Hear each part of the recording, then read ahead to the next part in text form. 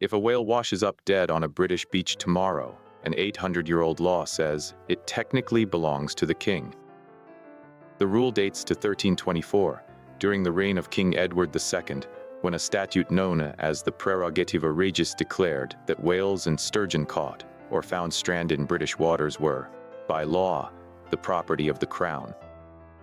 Centuries later, the legal scholar William Blackstone explained the reasoning in his commentaries on the laws of England. These creatures possessed what he called a superior excellence, a size and rarity that made them uniquely suited to the monarch alone.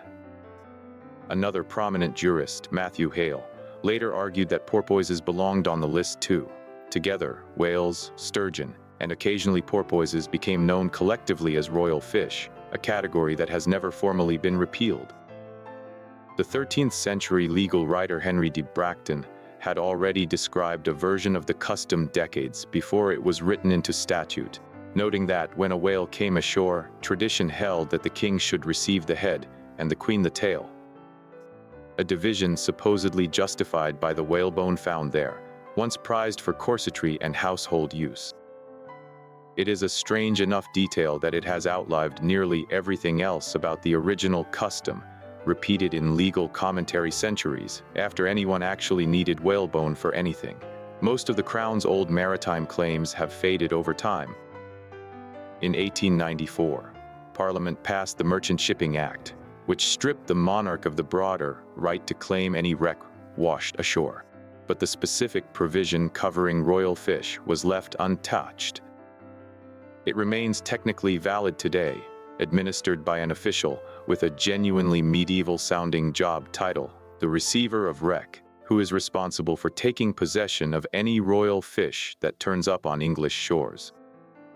In practice, actual claims are rare. Whales strand only occasionally, and centuries of overfishing have made wild sturgeon a genuine rarity in British waters. So the office spends far more time on ordinary shipwrecks than on royal fish. The role itself sits inside the Maritime and Coast Guard Agency, a modern government body whose day-to-day work is dominated by lost cargo, abandoned vessels, and salvage disputes between shipping companies. Royal fish make up a vanishingly small fraction of that caseload, which is part of why the rule has survived so quietly for so long. Nobody in Parliament has ever judged it worth the floor time it would take to formally strike from the books. The law's most vivid modern test came in 2004, when a Welsh fisherman named Robert Davies pulled a 9-foot, 264-pound sturgeon out of Swansea Bay. Following the old tradition, Davies offered the fish, nicknamed Stanley by the press, to Queen Elizabeth II. Buckingham Palace sent back a fax telling him he could dispose of it as he saw fit. Taking that at face value, Davies drove the fish to Plymouth and sold it at auction for £650. There was just one problem. Sturgeon caught in British waters are a protected, endangered species, and selling one is a criminal offence regardless of what the palace had said. Police seized the fish. Stanley briefly went missing during the investigation, and the sturgeon eventually turned up in Cornwall, before being donated to London's Natural History Museum. The palace's fax had settled a 700-year-old question of ownership in a single sentence. It had done nothing to settle the much newer question of conservation law, and that gap between the two is what actually got Davies into trouble.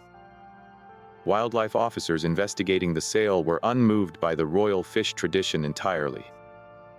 As far as modern conservation law was concerned, a 14th-century property right carried no weight against 20th-century protections for an endangered species, and Davies found himself facing the possibility of a criminal record over a fish he had, technically, done everything right by offering to the Crown first. The story of royal fish has never really been about the animals themselves. In the 16th and 17th centuries, legal writers looking to strengthen the Crown's authority over Britain's coastline reached for this exact prerogative as supporting evidence. The scholar Thomas Digges argued in 1569 that the monarch's claim to whales and sturgeon proved something much larger, that the Crown had always reserved the sea itself, and the shoreline beneath it, as its own property. The fish were the visible symbol. The underlying claim was ownership of the coast and the seabed, and later, similar arguments would be extended even further, reaching past whales and sturgeon into questions no one in 1324 had any reason to think about. Writers of the period leaned on whatever precedent was available, however narrow its original purpose, because English law at the time had almost no other settled doctrine covering ownership of the open sea. A rule written to decide who got a beached whale ended up doing double duty as the foundation of a much larger claim over the entire coastline. That underlying claim never went away, and it now sits at the center of one of the Crown's largest modern revenue streams. The Crown Estate, holding the seabed around England, Wales, and Northern Ireland, has become the landlord for Britain's offshore wind industry, collecting license fees from energy companies leasing space on the ocean floor. The legal foundation for that ownership traces back through centuries of exactly the kind of argument royal fish were once used to support. An 800-year-old rule about beached whales and stranded sturgeon, and a modern fortune built on wind turbines both rest, in the end, on the same basic claim that the sea around Britain has always belonged to the Crown. The scale of that modern claim has grown quickly. As offshore wind developers signed new seabed leases in recent years, the Crown Estate's annual profits jumped from under £500 million to over £1 billion in a single reporting period, income that flows back to the Treasury and, through the sovereign grant, partly to the monarchy itself.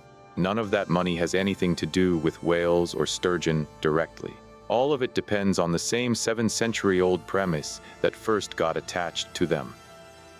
Sturgeon roe, meanwhile, still commands a genuine price on its own terms, selling for well over £1,000 a kilogram in the caviar trade, a reminder that the original economic logic behind the law, valuable creatures reserved for the sovereign, was never entirely symbolic to begin with.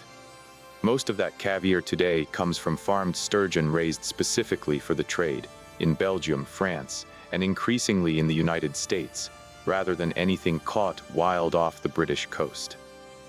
The economics that once justified reserving sturgeon for the Crown have moved almost entirely offshore, even as the legal claim tied to the original fish has stayed exactly where it was in 1324.